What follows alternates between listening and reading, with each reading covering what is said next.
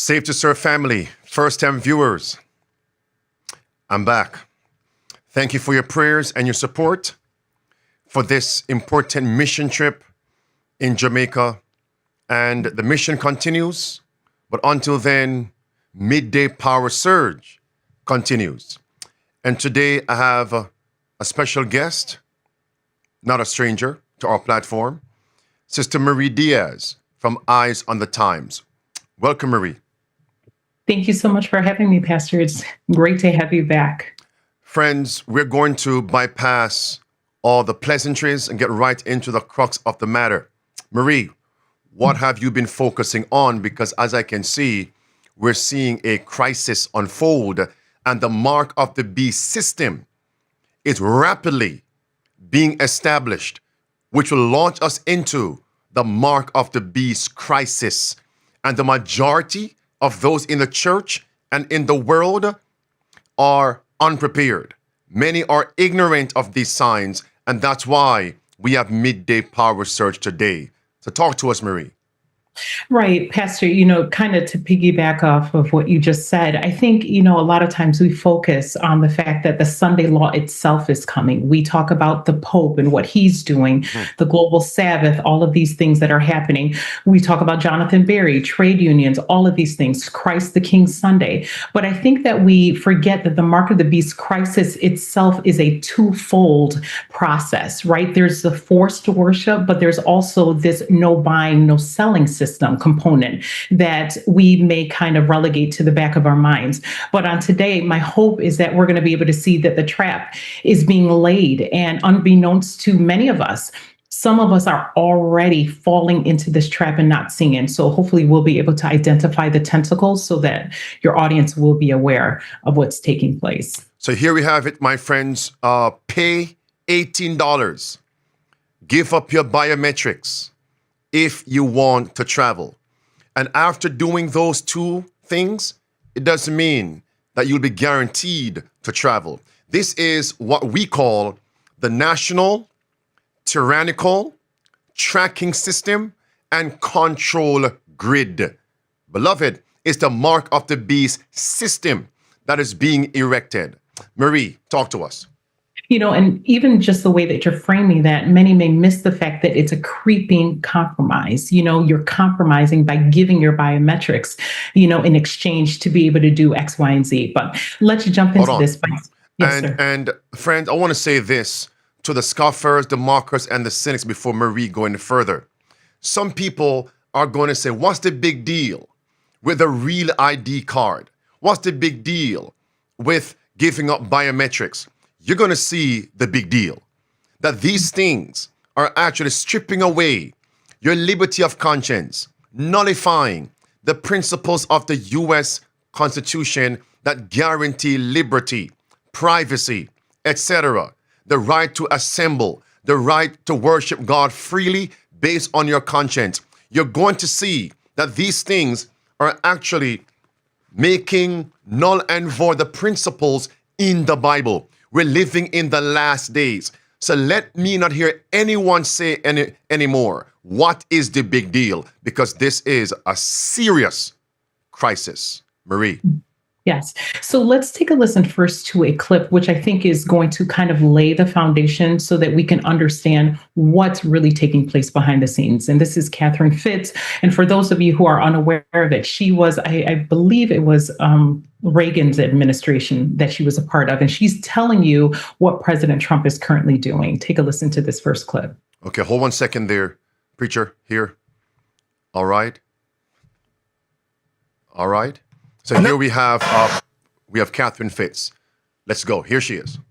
So Trump has been this current administration, this new administration, or at least when Trump was running, he was very pro Bitcoin. Trump was put in by the bankers to get the control grid. The other team in the Uniparty wasn't moving fast enough. They couldn't get the control grid. I knew it. I sent you a link. We just did a new collection of all the things Trump is doing to move the control grid. He is moving very, very fast. Now, Marie, before you chime in, let me add 2 more clips to that. Certainly. From Catherine Fitz. She continues. When it comes to building, So first he's getting the Real ID implemented very What's that? aggressively. Real ID, to do a control grid, you need a very high quality precision national ID that's interoperable with all the other IDs around the world. And he's got Christy Nome out there pushing the Real ID like there's no tomorrow. So they're working, and it's done through the states, but the feds are pushing it. So Real ID, she mentioned a national control grid. Clip 3. So the first thing you need is a digital ID. The second thing you need is an all digital financial system. So you got to kill cash, and you got to make everybody interact digitally. And if you look at what he's doing with taxes and Social Security, he's trying to make everybody, he's canceled pennies, but he's also canceled now. Normally I pay my taxes with paper, and now he's saying, no, you got to do everything digital. It's not this year, but the next year. really, So he's trying to, if you go through that list, I've got 50 different items of what he's doing. And that video was published May 30th, 2025. And what Catherine Fitz stated, it's right here. It was officially done September 30, 2025. The control grid is now being erected. Marie. Yes. So a couple of key points that I want to mention that she emphasized in the video is the fact that this Real ID really is a national ID that is interoperable with other IDs around the world. And see, many of us may not think of it that way, but she's telling you exactly what this Real ID is all about. So it's not just to be used here in the United States, but we want to think of a worldwide database. And if you really think about it, when you get a driver's license, usually it's relocated to your state.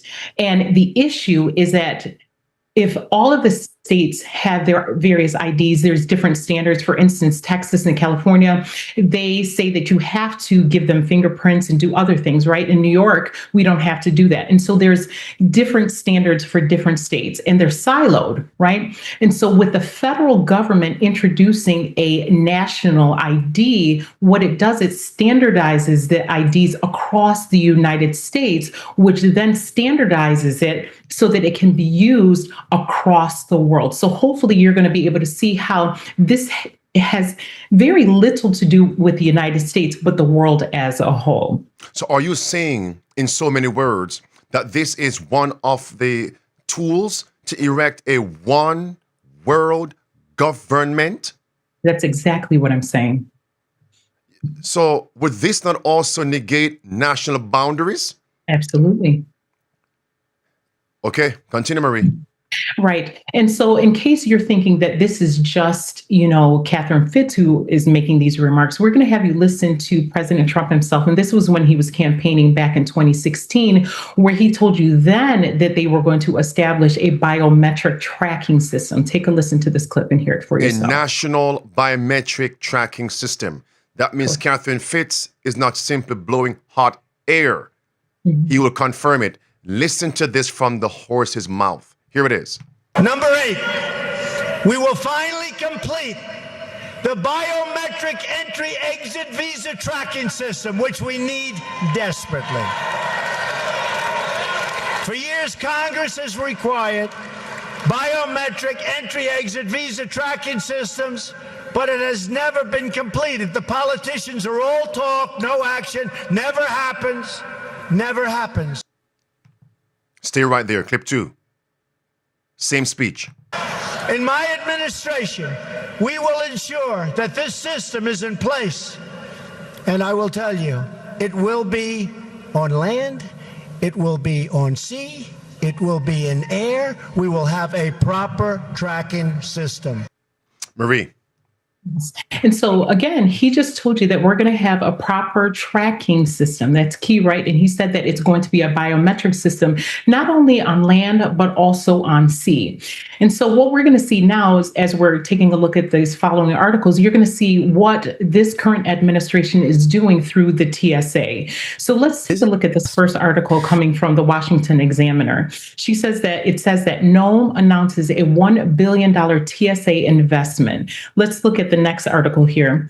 It says the Department of Homeland Security, or DHS, Security, Kristi Noem, on Sunday announced a $1 billion nationwide upgrade to the TSA's equipment. She goes on to say that the secretary also announced a $1 billion TSA modernization initiative to strengthen airport security. And finally, it says that she also announced that this funding, last line, is for new technology and advancements in the security system. And of course, we know that all of this, all of the equipment, the things that they already have in place, I don't know very much, but I would assume that it does a pretty good job. But again, you have to know where all of this is tending for you to understand why they would make such, a large investment into modernizing and also introducing new technology. And of course, it's to create this biometric system here. And of course, we have a video clip in which she's going to discuss that. And before I roll that clip,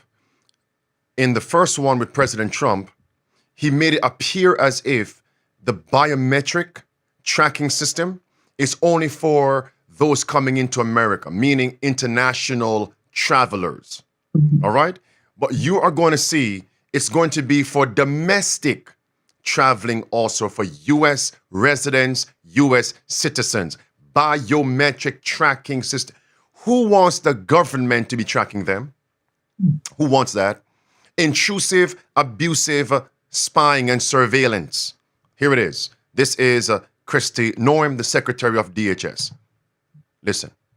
I wanted to come and be with all of you today to talk about the fact that we, as the Department of Homeland Security, are going to be investing over $1 billion in new technology and new advancements in the security systems at security checkpoints in airports across the country. That is the biggest investment that we've seen in screening technologies in years, in over a decade. And we know that it is our responsibility not just to keep travelers safe, but also to make sure that we're getting them to their locations and to their destinations safely, on time, and efficiently, and also in a manner that can be pleasant and can be an enjoyable experience for them and for their families. Marie. What's interesting about this is, whenever they're rolling something out, they have to get their foot into the door. And, I didn't include it in this presentation, but as she was speaking, I remember there was another video where they talked about introducing the Real ID and that you were going to have to use the Real ID to be able to enter into federal buildings. And so again, what is being put out as just a national ID so that you can travel will soon morph into something else in which you're going to have to use, again, to be able to go into a federal building and all other things. But anyway, of course, we know, based on what you had presented earlier, that this administration was successful in getting the Real ID passed. Now, this has been legislation that they have been trying to get passed for years, and there was a delay, one delay after another. And I believe it was May 7th, it finally went into law, and they began rolling it out in September. So now I want you to take a look at a few articles in which libertarians are going to tell you why having a Real ID isn't something we should have. Before we go there, Marie, I want the audience who are actually watching and focusing now to see everything here from a biblical perspective. And once you understand the end goal of tyranny in the last days, then you can understand the steps to the end goal, the progress. If you look at Revelation 13, for example, verse 15 to verse 17, you'll realize that control of the masses is the end goal. If you're compliant, you can participate in society. Non-compliant, you are going to be treated as a pariah. It's right there. Chapter 18 of Revelation, verse 13 screams, the end goal is slavery. So when you hear President Trump saying a national biometric tracking system, you have him erecting the national control grid. Control who? Horses? Cattle? Poultry? What are they controlling? I thought we had liberty here. I thought we were the land of the what? The free and the what? Home of the brave. I I thought we were in the land of freedom. No, they want to control, track, and trace. And remember, it goes back to the pandemic. That was the dress rehearsal. Many people had to fill out a track and trace form.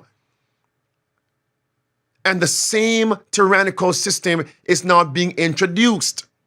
Now, look at this carefully before Marie rolls out those articles. This is Secretary Kristi Noem on X, in the same context of spending $1 billion. And by the way, Marie, hold on there. Do you realize when it's time for them to implement their tyranny, they find the money? Of course. $1 billion. And yet they couldn't find money to assist the less fortunate a few days ago for the SNAP benefits. Those who really need the money, they couldn't find the money. But $1 billion. I wonder if they were to take $1 billion and find citizens who are sincere, who really want to get help, and put them on a piece of land in the country and give them a few resources so they can maintain a livelihood. This would solve much of the poverty and pauperism, slavery in America. But no. Let's keep them as paupers and slaves. $1 billion. Let me get back here. Here's what she said. The first sentence she put on X had these words. When President Trump came into office, we pledged to usher in a golden age of travel. For any Bible student who understands prophecy, where Christ said in Matthew 24 and verse 15, if you want to know when the end is going to come, he says, study the book of Daniel. In the book of Daniel, we find the golden age. Age means period. Babylon was the golden period.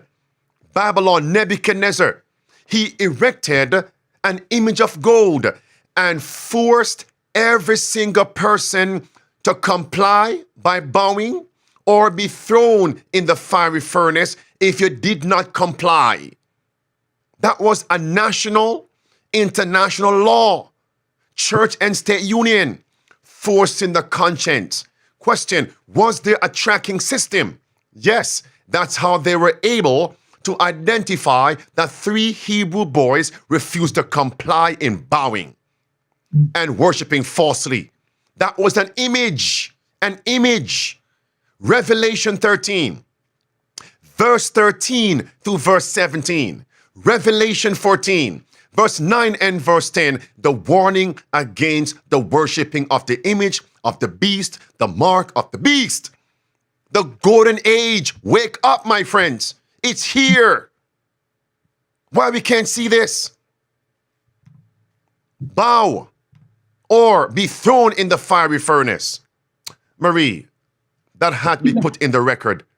Right, and I appreciate the age. That. So notice now, in the book of Daniel, you either bow and worship falsely or be killed.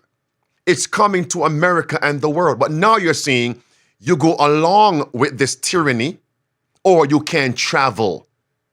You see? It's one more step in the process that leads to the mark of the beast. Marie, go ahead. I was going to say, if we're also following this parallel, there were also a point when Daniel and his friends could have made a compromise, right? In Daniel chapter 2, right? Or excuse me, Daniel chapter 1. And if you make the initial compromise, right, you're going to go on to make further compromises. This is why you see that there were many of the Hebrews who bowed to this image. And so again, I think that's something that we have to keep in mind. I want to backtrack a little bit to something else that you said, because a lot of times when we're putting forth these presentations, many people seem to think that this ministry is partisan. We are nonpartisan, right? We're not for Trump, against Trump. We're not for the Democrat Party or against them. The point is that they both work together. Believe it or not, one administration creates the issue and the other one comes in to mitigate the issue. And so they work hand in hand. It's just President Trump simply happens to be the president at this particular time. But anyway, we're moving forward here. in this next article, and this is coming from Fox News. And in this article, they're going to tell you why it's not a good idea for us to go down this track getting these real IDs. This is libertarians like Ron Paul warned against real ID. In 2005, Libertarian Rep. Ron Paul strongly opposed real ID, warning it constituted a national ID card. And of course, there's another article, and this one is coming from Newsweek, in which they're reiterating the same points. They're telling you that the purpose for instituting this ID is so that they can control individuals. Now, as we're moving forward, the emphasis today is really going to be on the fact that they are establishing a national, I want to say a global ID. Even though it doesn't present itself that way, this is what it is because it's interoperable with other nations. This was based on what was said previously. And so, many might feel confident in saying, well, I didn't have to give up any biometrics to get a real ID or a real ID compliance ID, yet you're still a part of the system. And that's the focus. We're already being put into the system, whether you see it or not. Marie, Yes. is this not the president who claims to say America first?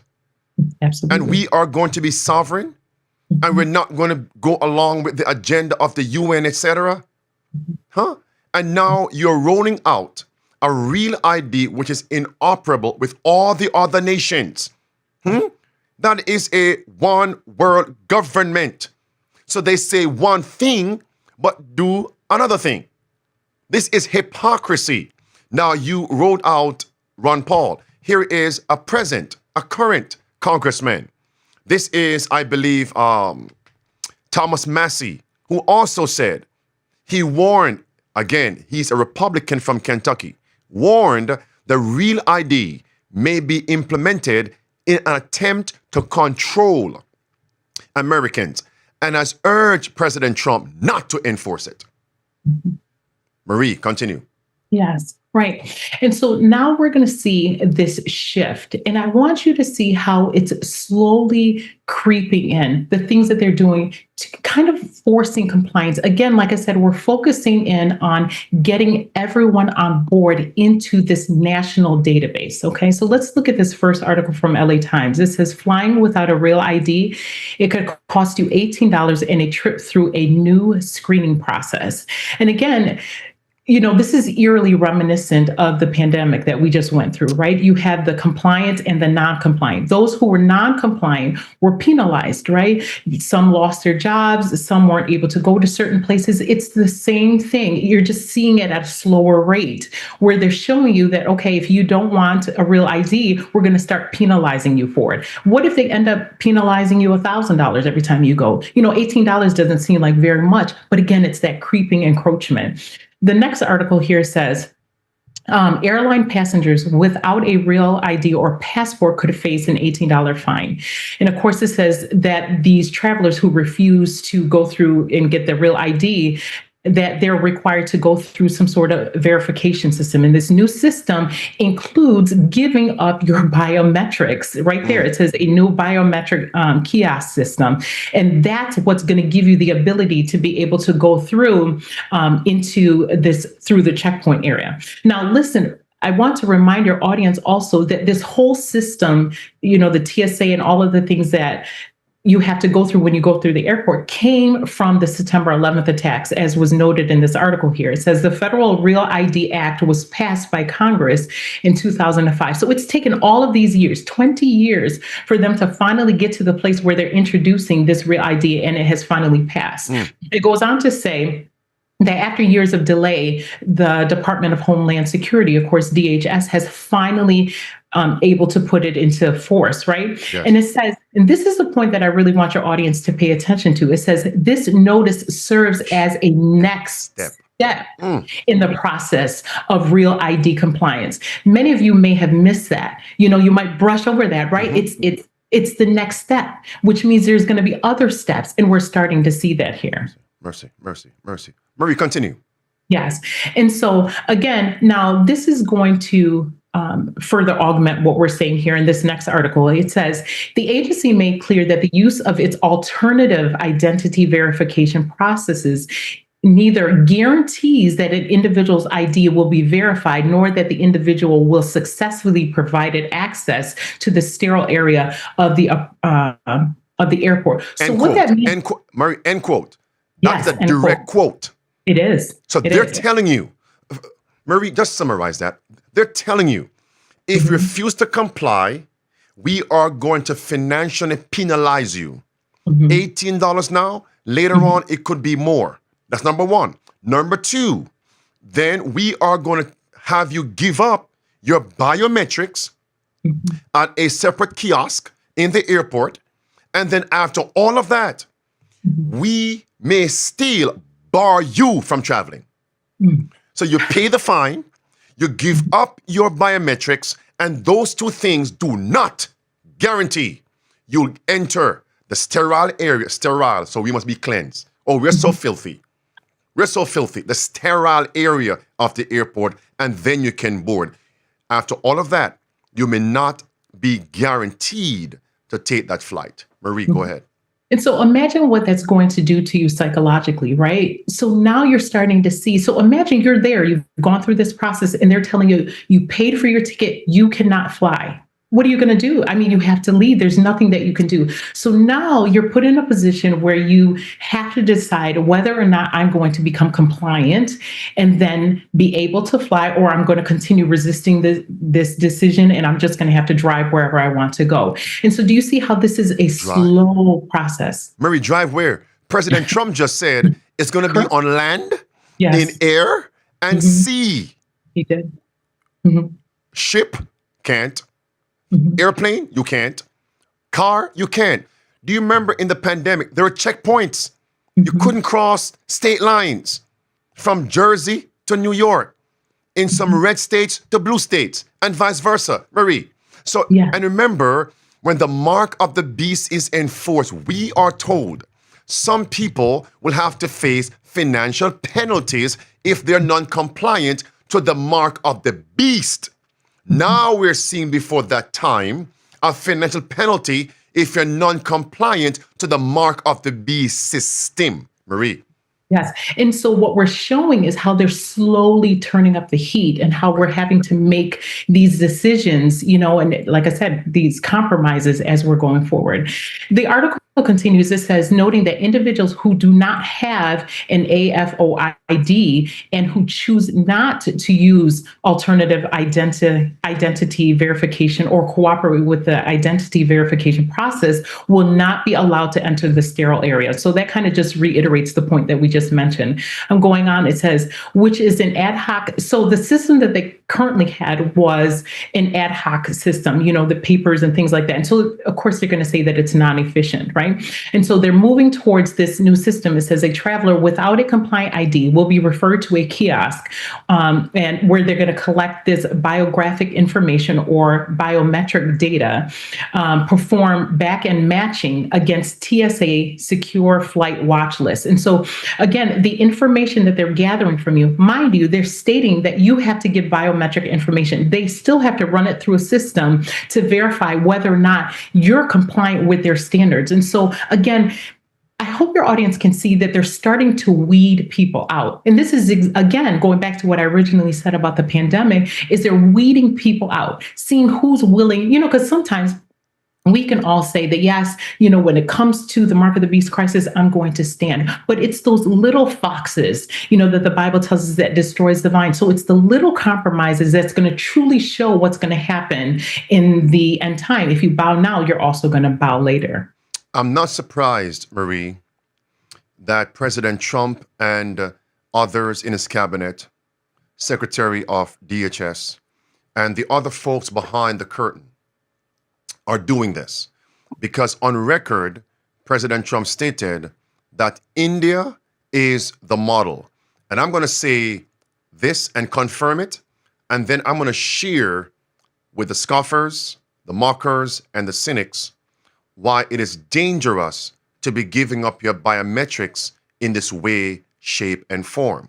On the screen right now, you have President Trump stating India is the model for the biometric database system. Well, in India, they wiped out cash.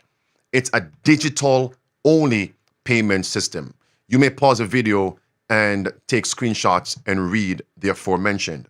In India, they also rolled out their version of Big Brother, which is a biometric system. And you cannot go to the store and shop without giving up your biometrics for food and for medicine. And in the LA Times, here in America, headline says India is building a biometric database for 1.3 billion people, and enrollment, breaking news, is mandatory. That has been going on for years now. And if you notice, when the people said in India, we don't want to give up our biometrics because we are a free people, the Attorney General in India went on record and said that Indians had no constitutional right to privacy, could not claim an absolute right over their bodies. They don't have absolute right over their bodies. The Times of India also confirmed what the LA Times reported.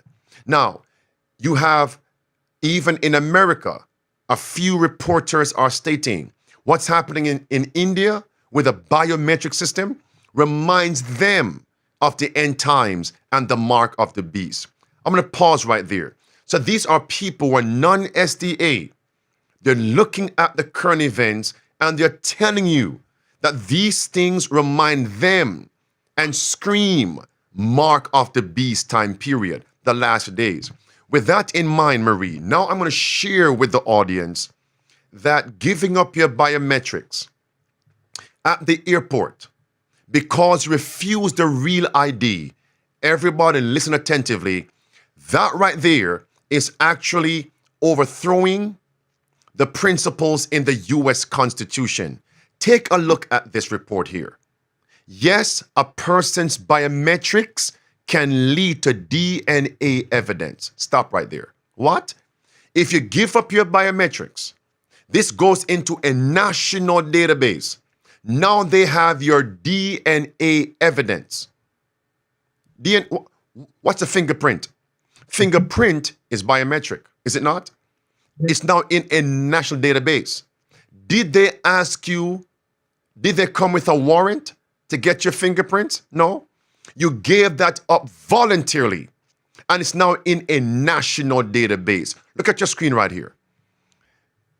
A person's biometrics can lead to DNA evidence, particularly fingerprints, which contain cellular material that can be used to generate a DNA profile.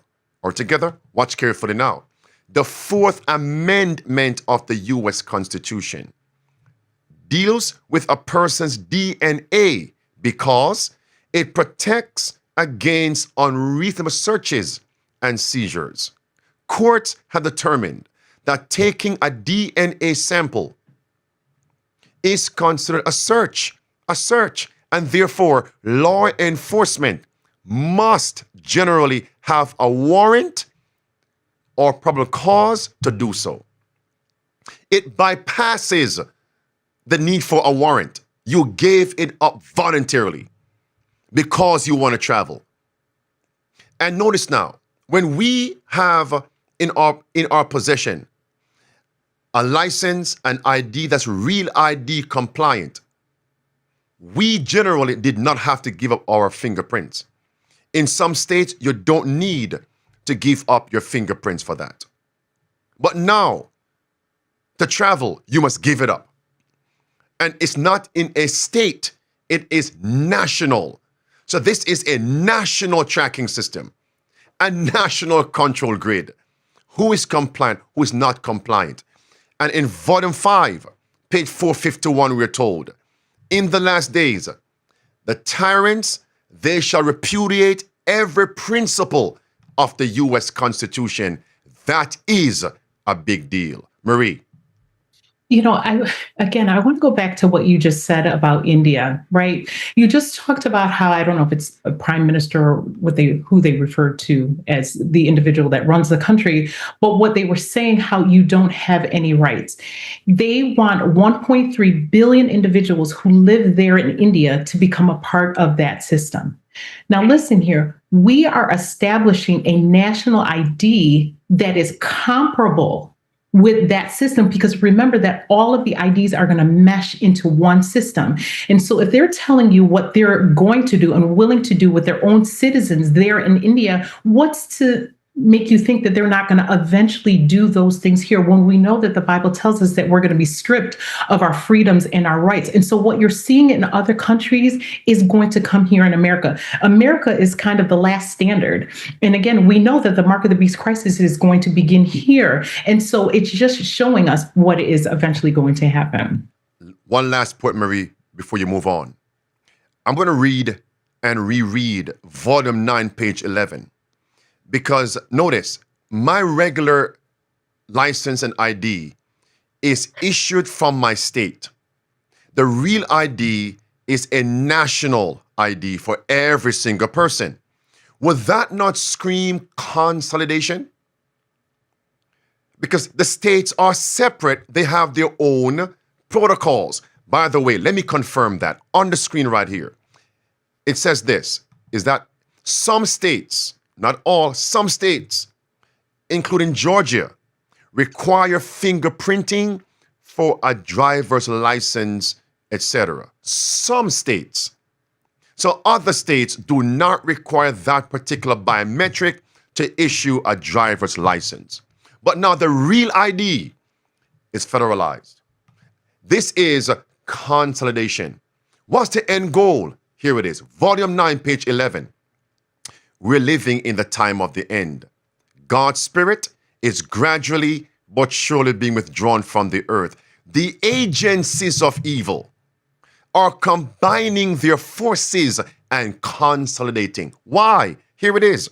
They are strengthening for the last great crisis. Great changes are soon to take place in our world, everybody. Listen. And the final movements will be rapid, one more time, rapid ones. So when you see agencies are now combining and they are consolidating, we know it's the last day. That's the end goal. Marie, take it away. Sunday law is near. Mark of the beast. It is. And you can see that all of the players are all in on it, especially when you look at the following article. But before we look at that, I just want your audience to bear in mind that President Trump recently had a dinner where he had all of the tech giants there, and you have to know that these tech giants know what is going to take place. And the following article is going to confirm this. Now, Kristi Noem mentioned, or she made this announcement just this week, this matter of fact, the last 2 days.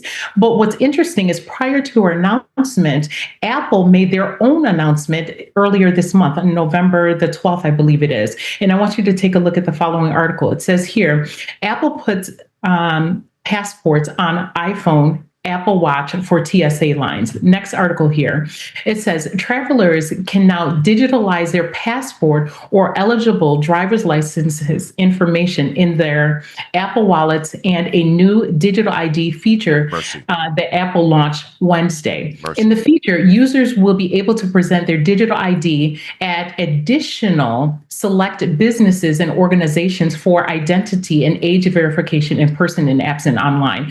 So again, if they're all on board, they're all in bed together, and they're rolling this system out, whether it's from an economic perspective or digital IDs or just a database, Palantir, all of these things are coming together and they're rolling it out one bit at a time. But we have a video clip, and take a listen to what they have to say with regards to this digital ID. Because Marie, after this, I have a lot to say, but let's roll the video clip. Here it is. If you ever forget your passport or driver's license at the airport, Apple has you covered. The tech giant is rolling out a new digital ID feature that lets iPhone users carry their passport details in their back pocket just in time for busy holiday travel. Now, so far, it's not available for international trips. And so for more on this, I want to bring in our tech reporter, Mike Dubusky, who has all the details. And Mike, it is important to note that this is specifically for domestic flights, but it's sort of like a digital passport, right? In some ways, yeah. So the way this works, Alex, is that you get your actual physical passport, you get out your phone, you take a picture of the front little photo page, and then you also scan the chip that's in the back of the passport. And then you also have to take a selfie, so Apple can actually make sure that you're the one trying to upload this digital ID, as it's known, to the Apple Wallet app. But after that, you can basically use this as what it sounds like, a digital ID. You can check in with TSA, again, only for domestic flights, and potentially down the line you could use this for other purposes, things like, getting into bars or ordering, things off websites that are over 21, things like alcohol from Uber Eats, for example. So in some ways it's like a passport, in some ways it's like a real ID or a driver's license. Marie. Yes. So again, he just reiterated the point that I just mentioned. They're starting. It's just about getting their foot into the door. And so it's interesting that, it can be compliant on your iPhone, and now you're going to use it in bars, going to restaurants, wherever. And so I hope that your audience is starting to see just how this is going to morph into something else. Now, three things. Number one, Marie, certain transactions, you can have your ID photograph on your cell phone, and you can present that.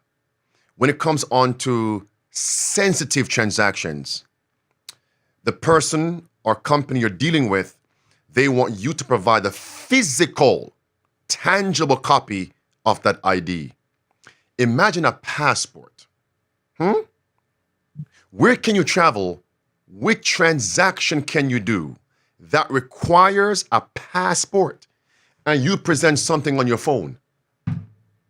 They'll say, are you crazy? Where is a tangible passport? Right.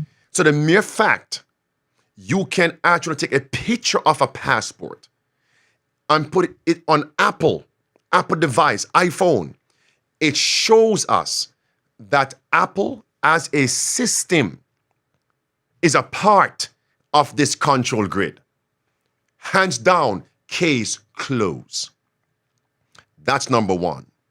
Number two, I want everyone to also understand this. Revelation chapter 18, it goes back to the Bible. This tyrannical system does not only mention the kings, the princes, prime ministers, and presidents. It mentioned the merchants, and that's what I want you all to see. That's chapter 18, verse 2 and verse 3. The merchants are also a part of the slavery in verse 13 of chapter 18 of Revelation. Last point, Marie, I'll give it back to you.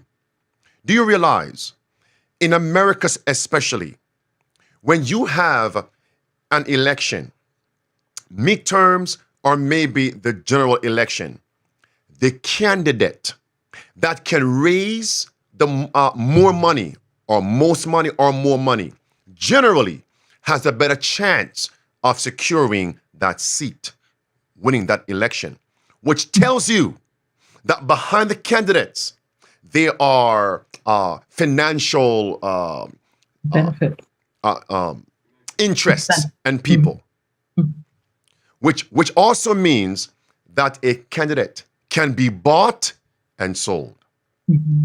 A president can be bought and sold. Why? Because it's quid pro quo. We scratch your back by funding your campaign. And once you are elected, hello, implement our agenda. Marie, say to serve, first-time viewers, that goes for the donkey party and their candidates and the elephant party with their candidates. That's why Apple can be a part of this. Makes sense now? Because they were the ones funding these candidates, Case closed. Marie, back to you. Tyranny is here. Slavery is here. Wake up. Pastor, I know that with this comment, I'm probably going to ruffle some feathers, but, I like to look at everything from the perspective of the great controversy. And you just said that Apple is they're a part of this, right? And it's not just Apple, Google, all of them. I find it incredibly interesting that their logo happens to be a fruit that has been bitten from, I know, I said it. I know It's there's right a here. great controversy there, right? And of course, again, there's a lot that goes into symbolism. I'm just pointing that out. And of course, all of these things Google has it as well. There's 666 in their symbol.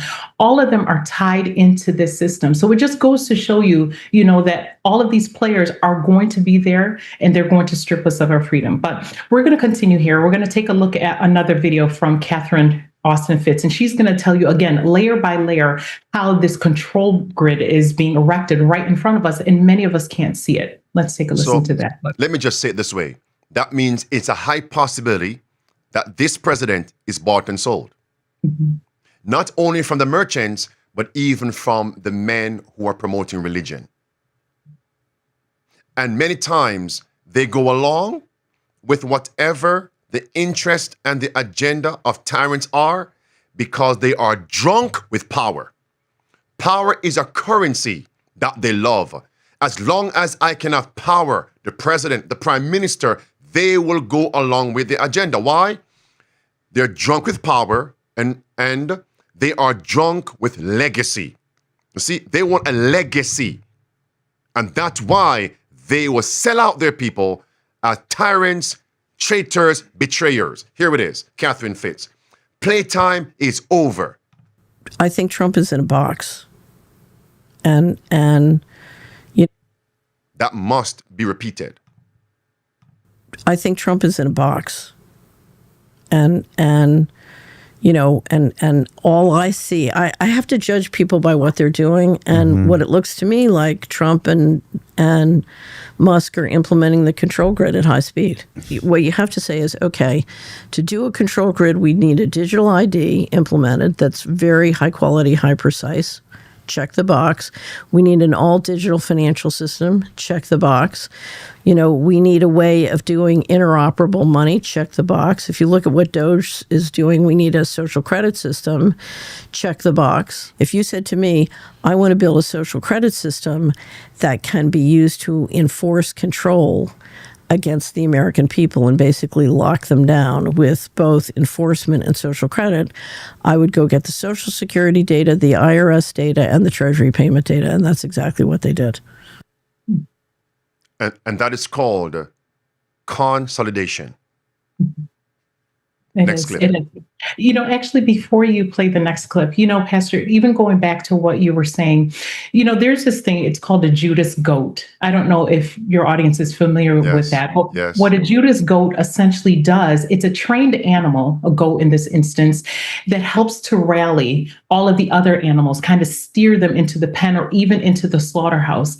And, a lot of times people miss it, right? Because it's somebody who's familiar, somebody who is saying one thing and doing another. And that's the issue, right? Is they're trumpeting freedom and, get rid of the deep state and doing all of these things, right? At the same time, doing something that's worse. Like, for instance, with the stable coin, it's worse than having a CBDC because you have private companies who are running the stable coins, right? And so they don't have to be as transparent as if a stable coin came from a federal institution like the Fed. And so, it goes back to this concept of this Judas goat, how somebody that you would say trust is the one that's laying the foundation for you. And before you know it, you're going to be trapped. So I just want to say that before the next clip. And let me say this before the next clip. And all you SDAs who voted Elephant Party and Trump, every crime spiritually and sin and tyranny that was performed while being president, you will be held responsible. A direct quote from Inspiration. Marie, continue. Yes. So let's play this following clip. So again, you can see the layers that are being put forth. And again, no one is going to say that he's established a social credit system, but if they're going through, they have all of your data and they can pinpoint, all of these points of interest on you. It's a social credit system. They just haven't called it that yet. So let's take a listen to the following clip. And I would privatize it. I would just take it and put it in private AI with XAI and Palantir AI. And if Palantir still has the contracts with Treasury and the IRS to enforce, you got everybody. And you add the Kennedy's aggregating the healthcare data, you put it with the healthcare data. Now they've been aggregating this kind of data. I used to call it the data beast. So they've been aggregating this kind of powerful data since the 90s. So I don't think this is all new. So, for example, IRS data, healthcare data, and combining it all together into one system combined with AI. Right. But I think this time the federal government has generally done a pretty good job of siloing the data to protect privacy laws for many applications. But I think this unsilos everything and moves it private and puts it on an out-of-control basis is my guess as to what's probably happened. Now, this is conjecture, remember, but if I wanted to build a control... Yes, I think it's ironic that she called it the data beast. Yes, I caught that too. Right. I think that, providentially, she said that, like God is trying to signal to his people, this is what it is. And unfortunately, many of us may not see it. Now, we're going to speed through the next couple of articles. We presented these before, and it's just so that you can see, or so that we can confirm that what she said in the video has in fact happened. And just to make sure people can see this, the reason why they are moving so fast is because they must fulfill all of this by the year 2030. It's the UN Agenda 2030. And look at item number 1. That's exactly what they're doing right now. Let's move on from that. And very, very soon, you won't be able to access any of these services on the wheel of the beast. I was going to say sister, but Catherine Fitz, well, who knows? She may become a sister one day of the faith. But Catherine Fitz just stated, data of the beast. Well, here is the wheel of the beast. There it is right there. Okay, Marie, take it away. And very soon, you won't be able to access these things as they're rolling out those 3 things on the left of the screen. Marie, Palantir, go ahead. Right. And so, yes. And so as we get to this, right, with Palantir, I also just want to note the fact that we already talked about how they've implemented Real ID, how he's introduced the Genius Act. We've talked about all of those things, how he's phasing out checks, eventually cash, but checks as of September. And now we see that President Trump is rolling out this surveillance system, this database, master database, right? It says Trump taps Palantir to create master database on every American. And we're going to take a listen to the first clip so that you can see where a lawmaker is discussing this system. This is a lawmaker. Now, this isn't Catherine Fitz. This is someone else telling you what they're doing with all of this data. Take a listen. Here it is. And in reality, what we're dealing with is an administration, current administration, that is trying to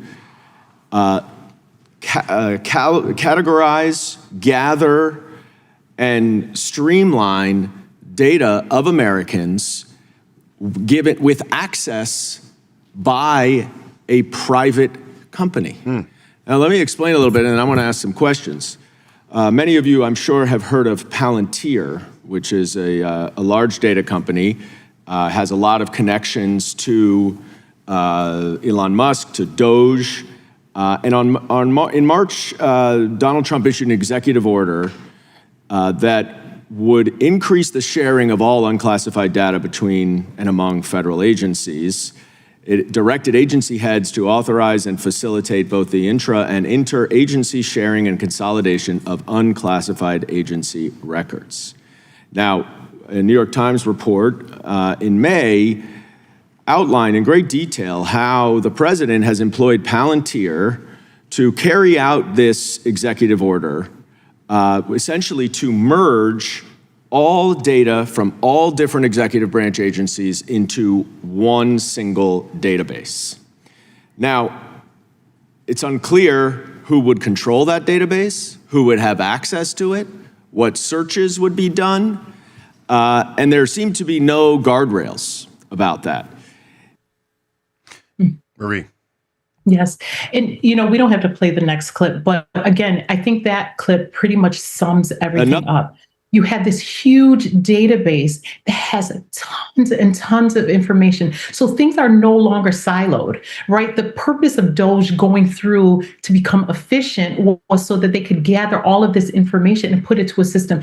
And a lawmaker is telling you, we have no idea who's going to be in control of this system. We know, based on Bible prophecy, who's in control of this system. But I want you to understand how this has taken place. Now they have this real idea, which they can kind of pinpoint all of this data, right?